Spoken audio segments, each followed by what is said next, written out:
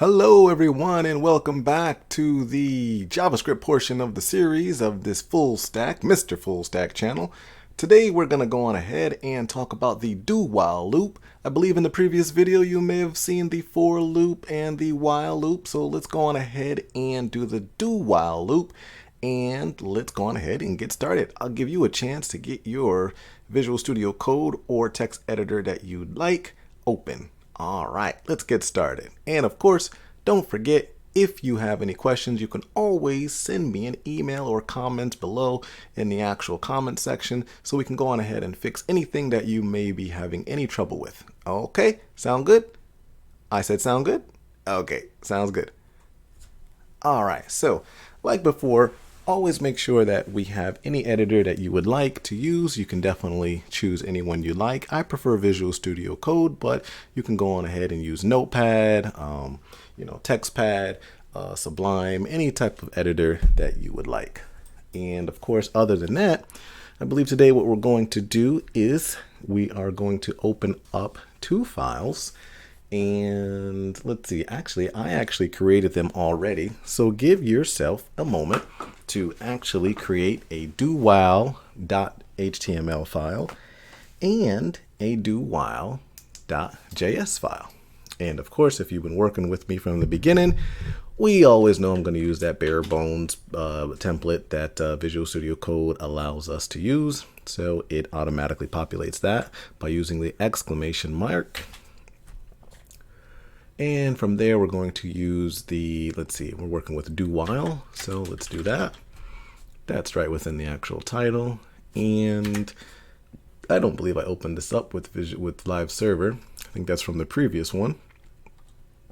So let's do that and close that. And we do see our title there, so it looks like we're good to go in that regard. Let's add the script to the actual HTML page. Add the source of where the actual script is, in which this is dowhile.js, and defer that for any markup to actually load before the script. And we are going to have some bare bones markup, some additional bare bones. What are we going to output this into? Let's output this into an H2, similar like before. And we'll give that an ID of output, not jout, but output. And I think that's going to do for that. Yeah, I think that'll work. That'll work. So similar to the previous video, let's go on ahead and let's add our initializer of I. And we're going to set that to 1. And we're also going to have the same message variable from before as well. So let's do that. And now let's work with the do. Okay, so the do while loop is do something. All right, so this is always going to run. It's definitely always going to run at least once because our condition is not until the end. Do something, which let's type that here. Do something while our condition. Okay, so in our case, we're going to have, let's say, a condition of while I is less than 3. Okay, we're going to do something in here. And where are we going to output that? We'll output it to our HTML. So let's go on ahead. So let's say this. Let's go I console log. Okay, and then I is currently 3, or actually whatever it is, since it's going to be incremented. And we'll be able to see what type of output is printed here. So let's open up the console and see what kind of output we have. Okay, refresh that. I is equal to 1. And I don't actually see anything here. All right, let's make sure that this is actually running. Let's comment that out. Do a quick alert. Okay, still don't see anything there. Dowhile.js, dowhile.js. That is the same file name here. Okay, so why is that not working? Let's open up Live Server again. Let's see, maybe something was not working properly. This is the for, oh, wait a minute. This is the for loop. Why am I in the for loop? Nope, we don't want to be there. We're in the do while. H2 output. Okay, go to the console, and I should be seeing an actual alert, which I do not. I wonder why. Do while.js, do while, HTML. Do while is the same thing that's added for the source, for the script. Okay, I wonder if you guys see something that I don't see. Okay, that ID is there. Okay, what happens if I just comment this out? Because I'm not sure exactly what is going on there. Let me add the script to the page instead, and I'll comment this out. Okay, and since we're adding the script to the actual page, let's do an alert on the page right here. All right, I do get an alert there. So instead of pausing the video and trying to figure out what exactly is going on with that, I just definitely want to get to the actual subject at hand, which is the do while. And who knows, we'll try to figure that out. Probably someone in the comment will mention it was that or this. So here we have our script running right below the actual markup instead. That's why we commented this out. All right, so what are we going to do here? Let's go back. I think we were using this. So we'll copy that over and we'll put it right here temporarily. And we'll comment it out, which, there we go. Get rid of the alert box. And now that the alert box is gone, we have the console open. Oh, my. We got a crazy loop going here. So let's actually stop that. Comment that out, and it's still going because there was a lot of processing going. So do this while I is less than 3. The problem is we never actually incremented the actual I, our initializer.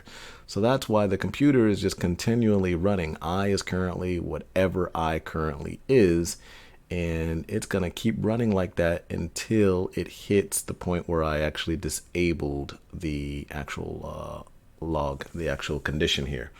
So let's see, what can we do here? Let's go under here. Let's make sure that we actually increment that I initializer by 1. All right, and now we can place this back, and now it will actually have a set time to actually expire out. So let's just close this. Let's see if it's going to allow us to close it. This is what happens when you do an infinite loop with no incrementation on the actual initializer of I. So let's open this back up with live server. Drag this bad boy over here, because working with loops can be a little crazy at times, and that's what you just witnessed right there. All right, let's open up the console. And come on, let's drag you down over here, drag you down over there. Okay, all right, so now we kind of get something that's a little more, a little better to actually work with. So let's close this, and here we can see, okay, do this. I is currently what? I is currently 1, because we can see that in our JavaScript that I is actually 1. That's what we initialized it to. All right, and then from there, what we're saying is, okay, increment I, and then while I is still less than 3, okay, let's continue to do whatever's going on here. All right, and that's why you get the I is currently 1, I is currently 2, but when we get to I is currently 3, that doesn't work because I, or 3, is not less than 3, so that's why it actually stops. So there's your actual do while loop. Okay, and what we want to do here is we can do something a little bit better and make it pretty similar to our previous one. So let's comment this out here, and we'll say console log, or actually not even that. Let's just message this. We'll say the message is going to be equal to any additional messages, and we'll use I. And we'll do just like we did with the for loop, I believe with the while loop. I times 10 is going to equal, what is it going to equal? It's going to equal the I times 10. Okay, so here we're just saying, okay, whatever is being incremented, it will be multiplied. So this is actually text. This is the actual code that we're working with the I, and we're going to multiply I times 10. All right, and let's put a breakpoint there just so we can see a new line. And let's see what we get in the console. Nothing in the console because we did not actually output anything. We didn't do like console log message.